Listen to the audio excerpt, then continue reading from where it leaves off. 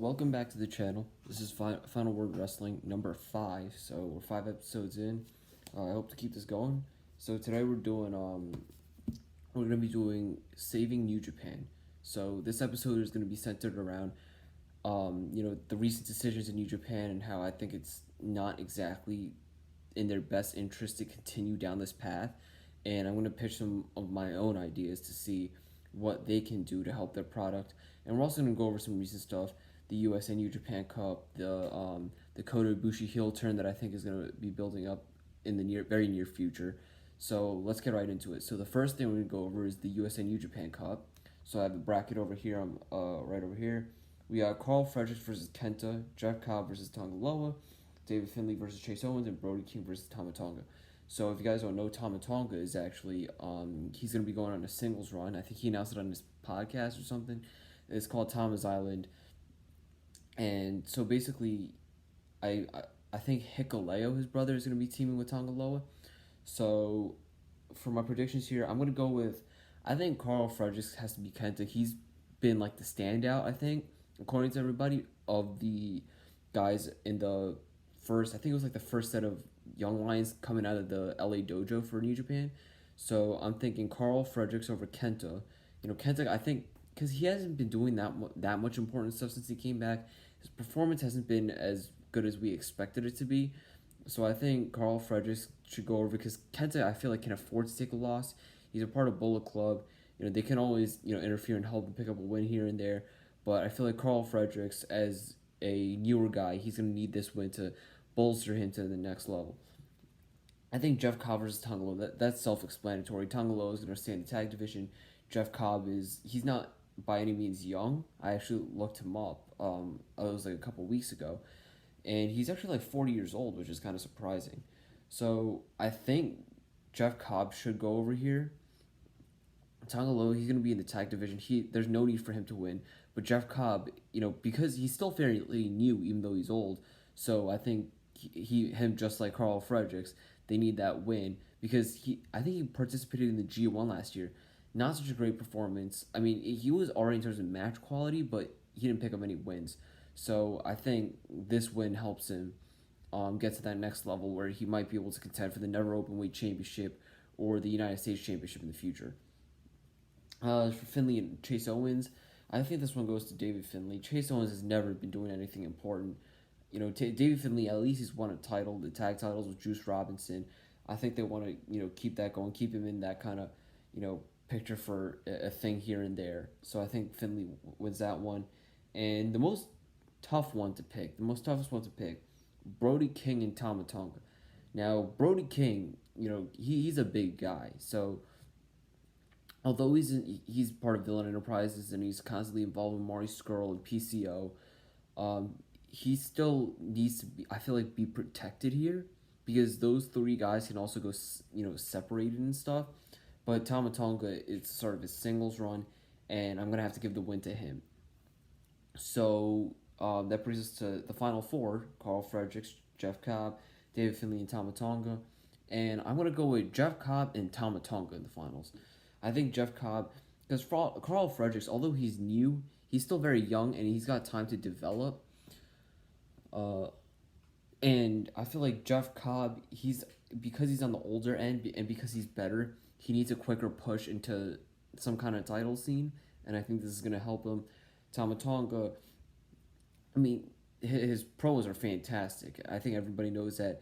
His in-ring work, it needs some work if he's going to be the United States Championship, but it's very solid. I'd say he's kind of like a unique style. It's a lot of like dodging and stuff like that, and I feel like Finlay, I mean, he's gonna stay in the tag division, like I said earlier. So him versus Chase, neither of them is gonna win. Let's just get that straight, right out the gate. So I think whoever won out of that one, when I predicted that, I knew that whoever won that was gonna lose to Tom. So comes down to Jeff Cobb and Tama Tonga in the finals. It's a little bit harder to predict, I'd say. I actually don't even know who's gonna, because I feel like Jeff Cobb, though, because I think he's actually, although he's newer, he's also older than Tama Tonga, which makes him more in need of a win in both ways. Because if you're then you need those wins to rack up to put you in that kind of level, and for for him, he's got a little bit of limited time, I guess, and he's better in the ring as a singles competitor than Tama Tonga. I think Tama Tonga maybe down the line he gets a run with the U.S. title if he really steps up his in ring stuff, or hey, maybe he even wins if he's really improved his stuff over quarantine. But as of right now, I think Jeff Cobb is the next United States champion, and we'll actually talk more about Jeff Cobb later. Right now, I want to move on to Kota Ibushi, who hold on,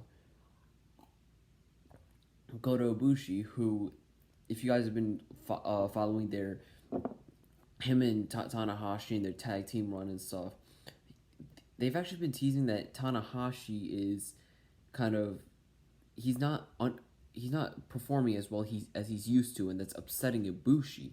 Is I think what the story is. I haven't been watching the matches because they're nothing spectacular as far as I think when I check on Cage Match, it's usually unrated or fairly low. So I haven't been watching the matches, but I have been watching the backstage promos on YouTube, and it's clear that they're gonna split at any point.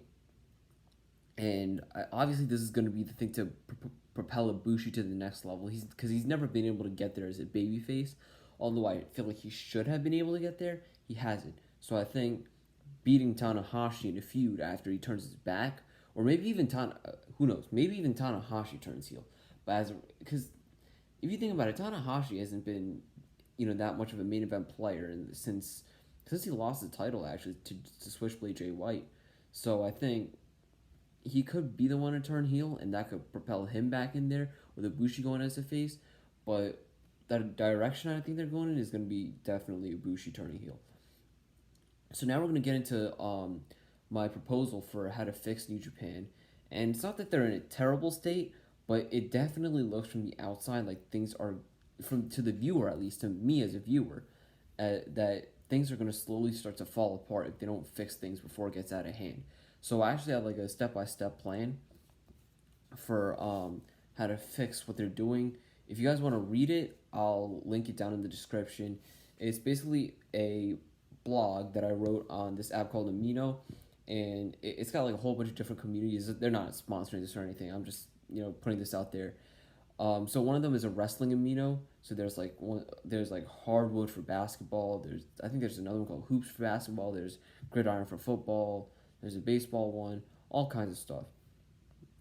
Not just for sports too. It extends beyond that. But we're gonna stick to wrestling for now.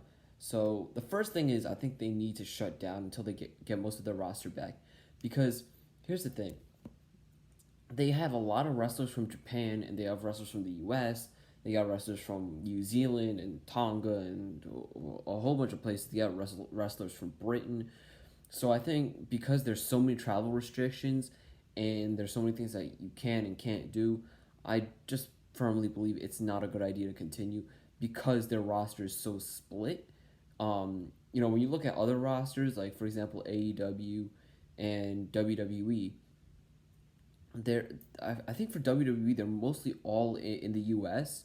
For AEW, I believe so as well. There's a few from Japan, but for the most part they're all able to show up. But New Japan, this is not the same thing. They have to carry out separate shows for Japan and the U.S., and I just don't think it's a good time to separate the roster, especially because there is a problem with like a lack of mid-card contenders and really guys that like, because think about it, you go Okada, Ibushi, Naito, Switchblade, maybe Tanahashi, and then after that you kind of fall off, right? You have Ibushi and Goto and Suzuki, guys like that, who've been stuck in the mid-card forever. You're not really doing anything with them, and at this point we're just here to see the matches. No one's really invested in the character. So now beyond that, who do you have? You have this Master Wato, who I haven't been keeping up with him, but he looks like a fucking clown based on the way he debuted. You have, I mean, really, who do you have? You have Tama, who's going as a singles competitor, but I don't know how far he's gonna go. So, their tag division is falling apart. So many things are just, it's not looking good. So I think they need to shut down. That's the first thing. And once they bring the roster back together, they can start to build things up, and maybe things can start to go on the upward trend from there. So I think they should also have to sign some people, especially for their tag division. Because right now, you think about their tag division. I think I'm reading what I wrote. I believe other than Juice Robinson, David Finley, uh, the new version of God, so now it'll be Hikuleo instead of Tamatonga. Apart from those two teams, I think Tanahashi, Ibushi, they're bound to split. Other than that, Sonata and Evil are now not a part of the division because Evil turned. So I mean, now it looks like you don't really have much, and so my proposal is, I think this is going to happen. There, it's been hinted at forever. Carl Anderson and Doc Gallows, they're going to sign. I think NJPW needs that, and they need more of those signings. Hopefully, they can work out a deal with like the Motor City Machine Gun, somebody else, because they can't survive like that. Or they're gonna have to scrap the heavyweight tag belts alone altogether. And also, I mean, the junior weight tag belts, they're not in as much trouble. You still have a few teams there. You have Kanemaru and Desperado. You got Osprey and Robbie Eagles. You have Taiji Shimori and El Phantasma, I believe the team is. So, but other than that, again, you don't really have many teams. And I think, especially since the Elite left, it was good for the product because otherwise the Elite would have taken up all the time, and it was just Elite, Elite, Elite, and it was too much. But the only problem is when the Elite left, New Japan was not ready for it. They wasn't ready for it. So now all of a sudden there's a wide open gap, and they haven't been able to successfully fill that gap. So I think obviously the Young Bucks are a part of the Elite. They left a big hole in the division, the tag division, because they were originally a junior tag team. Then they moved to the heavyweights, but now that they left, and Yo and Show are also part of my bad. They're also part of the junior tag division. But I think Gallows and Anderson are really going to be needed and are really going to be beneficial to the heavy tag division. I think, obviously we had the Black Wednesday thing with WWE, so I said, I think they should sign somebody. Rusev actually announced his retirement, so I think they should. As of right now, I looked through the free agents. I think they should get Cassius Ohno. He has some experience with the Japanese style. He might be able to help and fill in a gap. So now we're gonna go to after the virus is gone. And I think what they got to do is they got to build up the guys coming out of the LA dojo. I think it's right now the guys that are really coming up are Clark Connors, Alex Coughlin, and Carl Fredericks. If you guys watch I think it's called the California Dreamin' documentary. It's on the New Japan YouTube channel. They got a documentary about the LA dojo, and they basically talk about the life and stuff of how they operate and everything, and they're actually looking pretty good based on what they're doing and based on the reports that I heard. I mean, I didn't get to watch them too much, but I could say like the Sammy Guevara thing. I didn't see the match, but I heard it.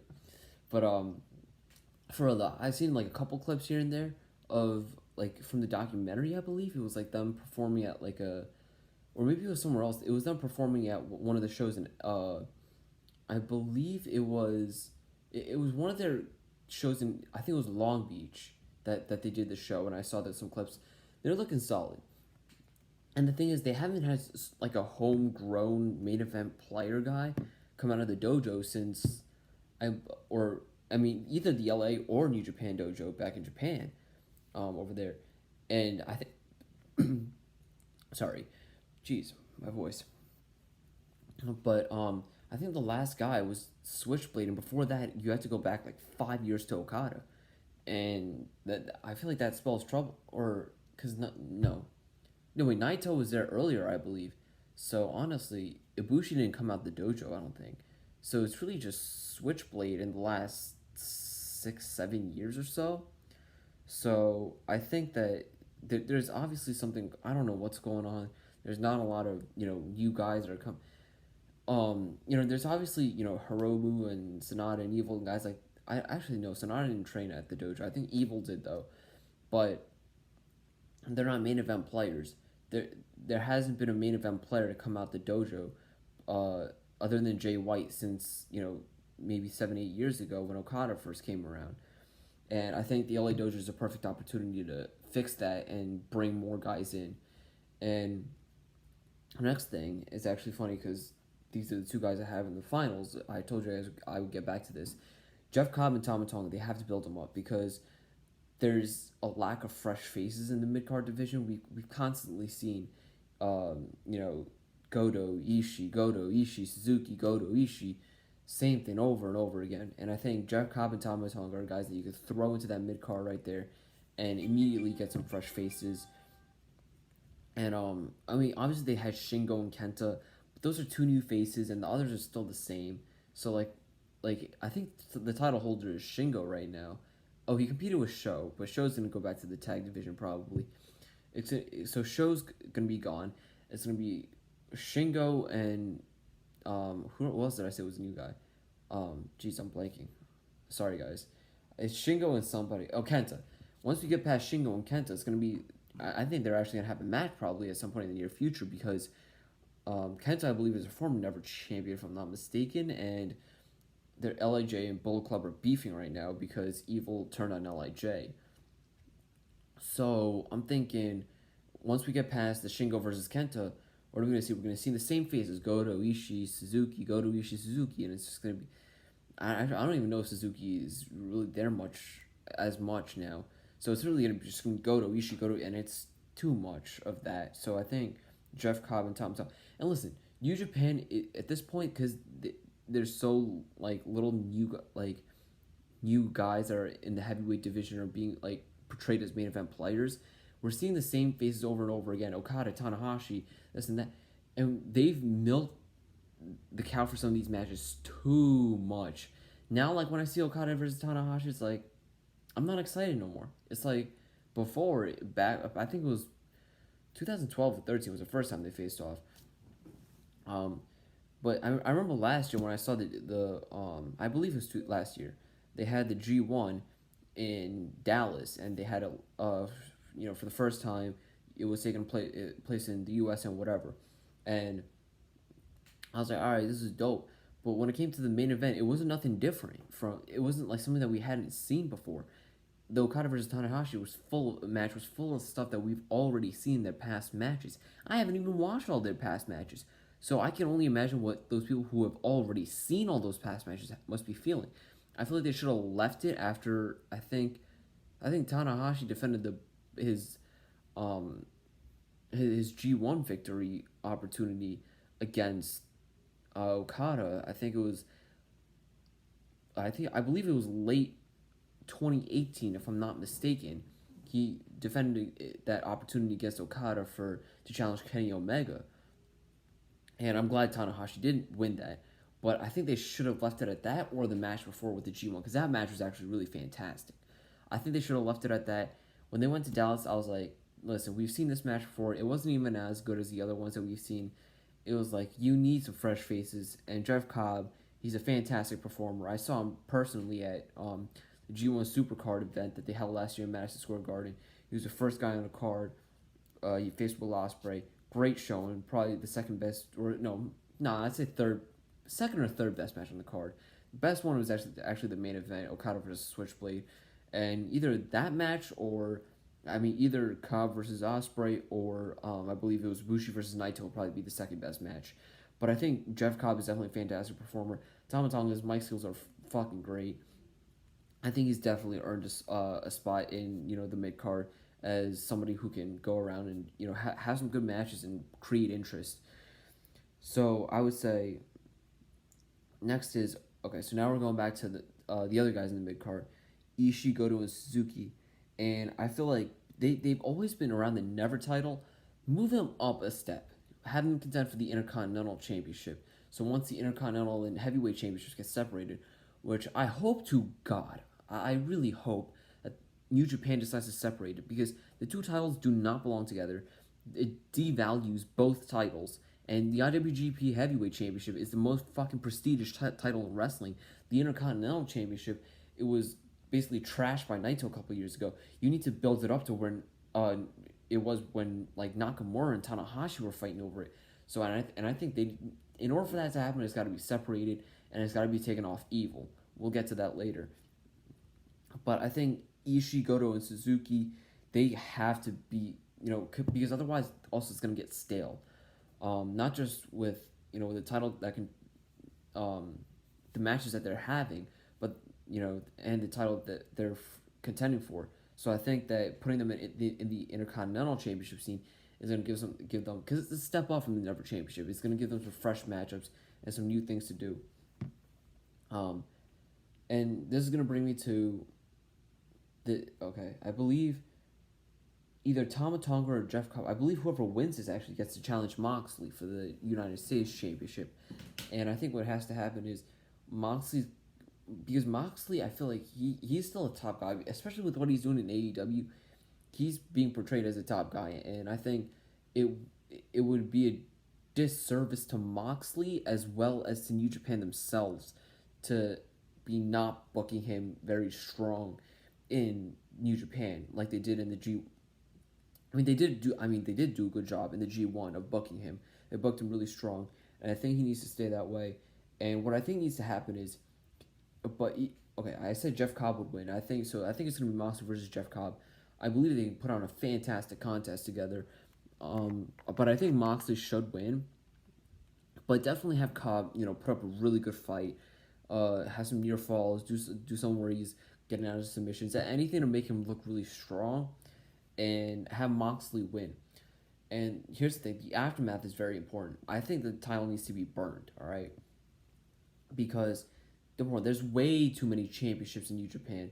Like I think they have what, in terms of singles competitive championships, you got the heavyweight, the Intercontinental, the Never Championship. You got right now the U.S. Heavyweight Championship, and you got the Junior Weight title. I believe those are the titles, the singles men's titles.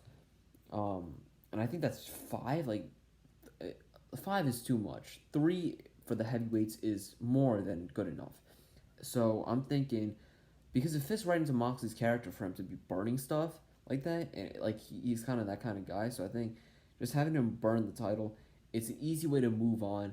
Moxley can go into like the Intercontinental Championship picture, and that fixes a lot of problems as well. It's another fresh face up there in the upper mid card. And one more thing, I have to emphasize this. I don't know if I emphasized this enough. It's called the United States Championship, right?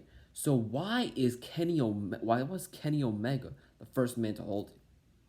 He's a Canadian-born Japanese wrestler. He shouldn't be holding that title if it's really United States Championship. And is it a United States Championship or is it a white person title? Because if it's truly a United States Championship, I'm more qualified to hold the championship than Kenny Omega. I mean, not me, but I'm saying people like me, right? People that look like me, an Asian American, is more qualified to hold the title because, like, same thing with Switchblade Jay White. He's from New Zealand. Why is he holding that title? Somebody like, Moxley can hold the title. Somebody like Juice Robinson can hold the title. But don't name it the United States Championship if you're going to have all those other people hold the championship. If you're going to make a championship for, like, just white people or something, or people that are not from Japan, it shouldn't be the United States Championship. It's got to be something else. Because United States Championship, you're basically implying that this is for Americans. And that's kind of the vibe they've been giving. Because if you just want it to be another championship, like WWE does, with the title going swinging between people of different races and ethnicities, then they would have done that, right? There would have been Japanese people holding that championship, but especially because now they're associating with the 2020 New Japan Cup in the USA, you're clearly establishing it as a different kind of title. And if you're gonna go that route, then you need to go all the way, not halfway, and just make it a white person title. That doesn't make sense. Otherwise, you name it the non-Japanese title, because calling it the United States Championship does not help. I just have to vent that. I don't think it's right. Now, getting back to the tag division, this is the most hardest part. So as I said, there's only a few teams. I think Zack Sabre Jr. I was missing Zack Sabre Jr. and I forgot who he's teaming with. But I think what New Japan's got to do is they got to establish a working relationship with other companies. That's the only way. You have like 3 or 4 teams, even after you sign Gallus and Anderson. That's not a tag division. That's almost as bad as WWE's tag team division.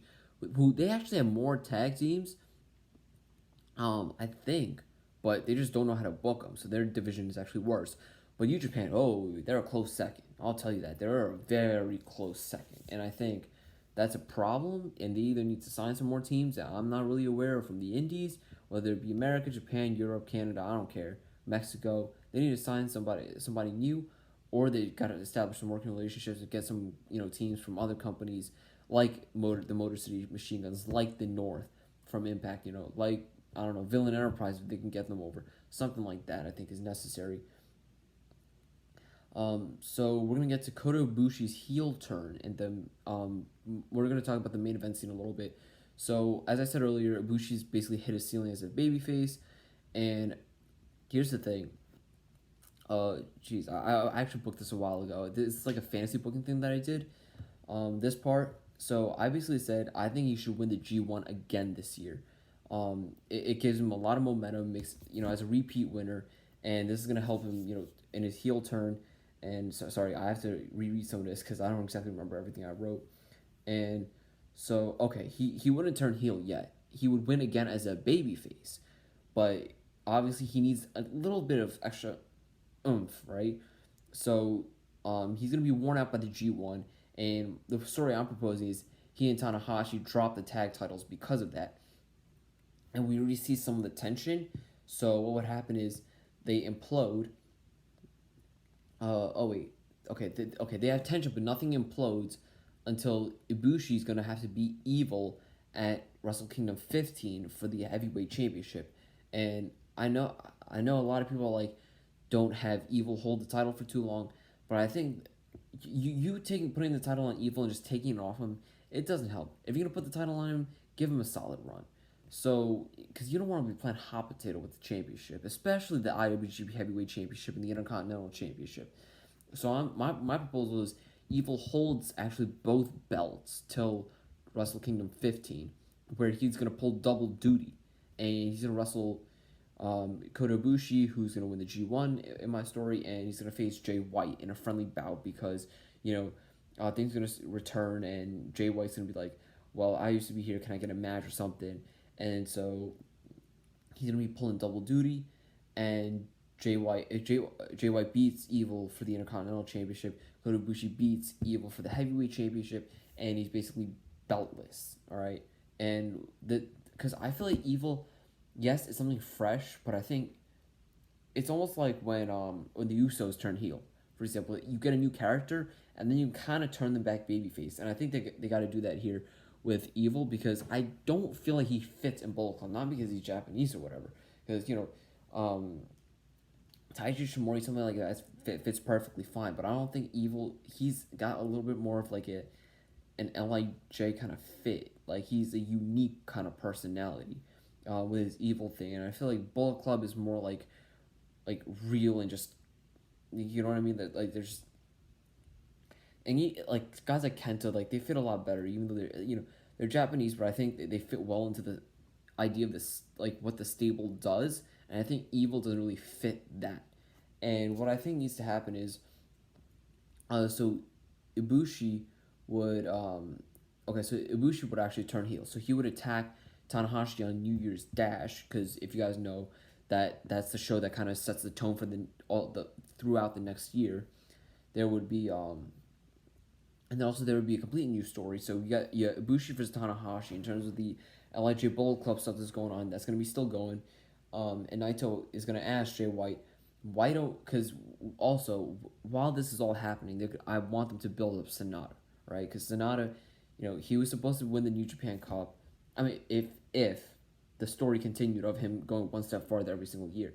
So Sonata will be built up, to earn an opportunity for the Intercontinental Championship, and how he would get it is Naito would tell him Naito would tell Jay White on New Year's Dash, why don't you take on Sonata, right? And he would say, because Jay White and Sonata, they faced off once before, and Switchblade won. So he would say, because Sonata, has been built up for that year, he would say that I know you beat Sonata last year, but I think he's gotten better, and I think he can take you on. And Evil, who's going to be with Jay White, obviously being still a member of Bullet Club, he's going to accept Jay White, except for Jay White before he can even say anything. So kind of like what Bayley and Sasha have been doing, if you guys are watching WWE TV. So basically, they have a bit of an argument, right? But then Jay's like, whatever. So at the next pay per view, I believe is usually the New Beginning. Evil will turn on Jay White and help Sonata win. So Evil's kind of going back to Lij. He's helping his former tag partner, and Bullet Club comes out to confront him, and Lij will come out and make the save. They do the fist bump, and Lij is back to 6-man faction with Shingo, Bushi, Naito, Sonata, Evil, and Hiromu.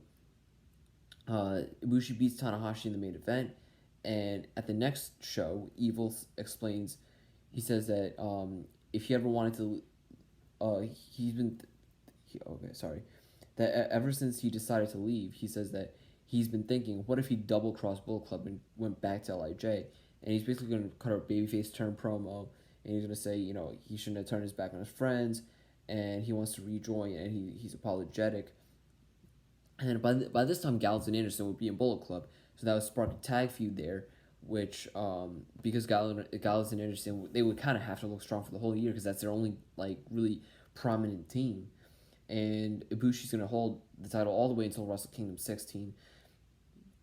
Naito will win the G131. It's very far ahead, but my booking is that Naito would win the G131, and he would finally get his big moment with no interruptions. Because remember, Wrestle Kingdom 14, he won the double gold dash before he got interrupted by Kenta. So this would finally be his big moment. He would beat Ibushi. Ibushi's still looking strong. Naito's going to be built up for the next year. He won the G1, so it's not going to look too bad on Ibushi, and he's going to pin him clean, and Naito's going to get his moment.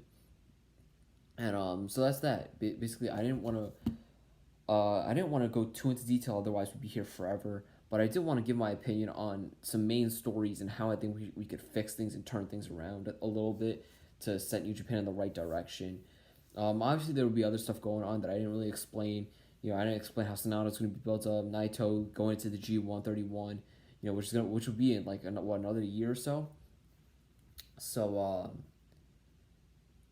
yeah, I mean, that was tough to go through.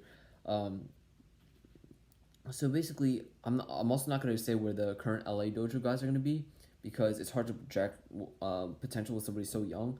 But I think they could definitely make a great impact. And whether they all go as singles guys or there's a team that comes out of it, I mean, honestly, for me, I hope the team comes out of it because New Japan needs some tag teams, and I think that would be a great way to put somebody from the dojo in a prominent spot, especially in the tag team division where they need teams.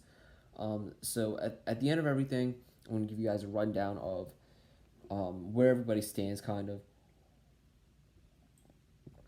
And so basically the champions and who would be the guys in the title picture. And obviously people from one title scene can challenge for another title, but within reason, right? You don't want a designated loser to be challenging for the IWGP Heavyweight Championship, which is what WWE does with Dolph Ziggler challenging Drew McIntyre 2 times. Doesn't make sense. But so the heavyweight champion would be Naito at the end of all of this, and the title scene would be, so the main event guys are going to be Ibushi, of course. You got Hiroshi Tanahashi, who's probably got his time winding down. I would like to see him, maybe get one more run with the title if he still got it. But if he doesn't, give him his, send off or whatever. Maybe give him the Intercontinental Championship, a different championship if he's not at that level no more. But we would have to see about that. Okada, of course, best wrestler in the world right now. He's not my favorite, but you can't debate that this guy is the best performer in the world. There's no, debating it. You got Evil, Switchblade Jay White, and Shibata if he somehow returns. I don't know what's going on with Shibata. There's reports that, he might return, he might do this. He had, that thing where I think he dropkicked Kenta, I think. His signature corner dropkick. I don't know what's going to happen with him, but if he does return, I will throw him in there. So you have a 1, 2, 3, 4, 5, 6, 7 man heavyweight title scene. So that's definitely an improvement for where we are right now. Intercontinental title scene, I shook things up for this earlier. So it would be Will Ospreay, who, he moved into the heavy division. Or maybe he's bridging the gap. I don't know exactly what he's doing. But as far as I'm concerned, you could put him in that title picture. He's been established as a top guy. He beat fucking Shingo, who was undefeated last year, and he's kind of been on a hot streak, basically all throughout, I think, 2019 until he dropped it. In my opinion, he actually should have been the wrestler of the year, not Chris Jericho. Him or Adam Cole, but I think he actually did a better job. He was basically a fucking workhorse, putting on classic after classic. I honestly think he should have won. No disrespect to Jericho, he's great, but I feel like it was really Ospreay's year. But he would be the Intercontinental Championship at the end of my booking scenario, whatever you want to call it. And the guys that are in the title picture would be Minoru Suzuki, Hiroki Goto, Tomohiro Ishii, Sonata, Shingo Takagi, and Jon Moxley. So Sonata would be built up enough, because he didn't get his opportunity to win the New Japan Cup, going, finishing the story of going one step farther every year.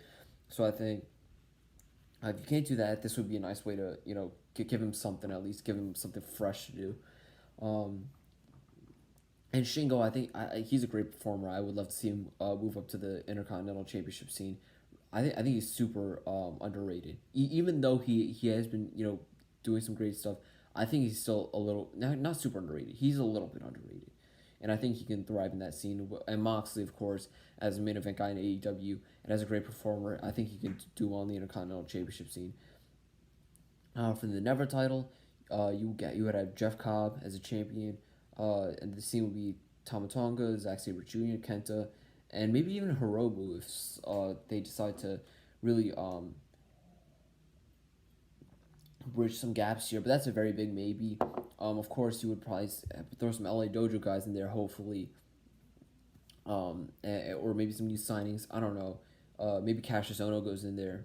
We'll see.